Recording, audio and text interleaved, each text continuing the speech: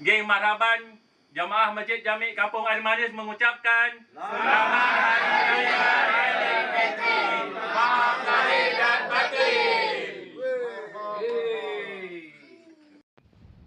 Geng Jemaah Marhaban daripada Masjid Jami' Al-Firdaus. Yang pertama saya ucapkan ribuan kemaafan dari diri saya kerana salah tulis nama. Saya waktu tulis Haji Hassan bin Dinas itu bukan Dinas. Sampai roh aja saya pergi 3 dulu jadi saya minta maaf. Yang kedua, saya bagi pihak jemaah Marhaban memohon ampun dan maaf sekiranya ada di kalangan kami yang melakukan sebarang kesilapan kesalahan pada Tuan Haji Hassan dan serta keluarga. Segala makan dan minum kami mula dihalalkan.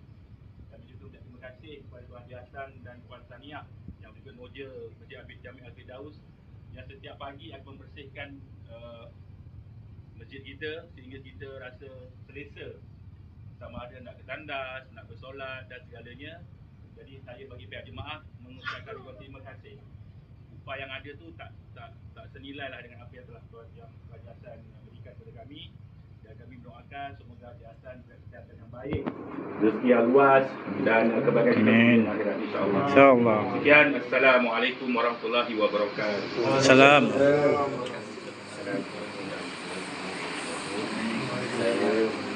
Saya juga mengucapkan Selamat Hari Raya Mahal dan Batin.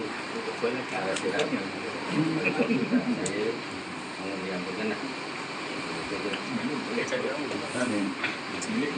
Bismillahirrahmanirrahim. Alhamdulillahirabbil alamin. Wassalatu wassalamu ala asyrafil anbiya'i wal mursalin. Sayyidina Muhammad wa ala alihi wa sahbihi. Amin. Bagi Allah Tuhan pencipta dan alam. Amin. Dan sejahtera atas junjungan kami Nabi Muhammad sallallahu alaihi wasallam, atas segala keluarga dan sahabat-sahabat baginda. Amin. Ya Allah, wahai Tuhan kami yang mengambil seluruh keadaan, yang Maha Pemurah, dan Maha Tinggi dengan limpah kemurahan-Mu. Janganlah apa kiranya keadaan kami ini kepada sebaik-baik keadaan.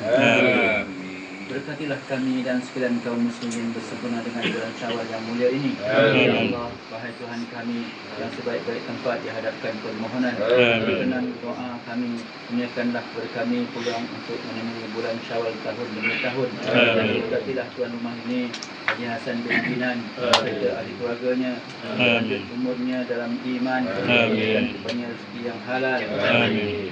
Dan selesaikan daripada rezeki yang haram. Berikan limpah rahmat-Mu jua ya Allah, Tuhan sebaik-baik yang mengurniakan. Amin. Rahmat dan sejahtera atas junjungan kami Nabi Muhammad dan keluarga dan sahabat-sahabat baginda. Amin. Bagi Allah Tuhan pentadbir seluruh alam. Rabbana atina fid dunya hasanah wa fil akhirati hasanah wa qina azabannar. Allahumma ighfir li sahibi hadzal ta'am wa min al-halal wa anil haram. Allahumma barik lana fima razaqtana wa qina adzabannar. Bismillah wa ala barakatillah.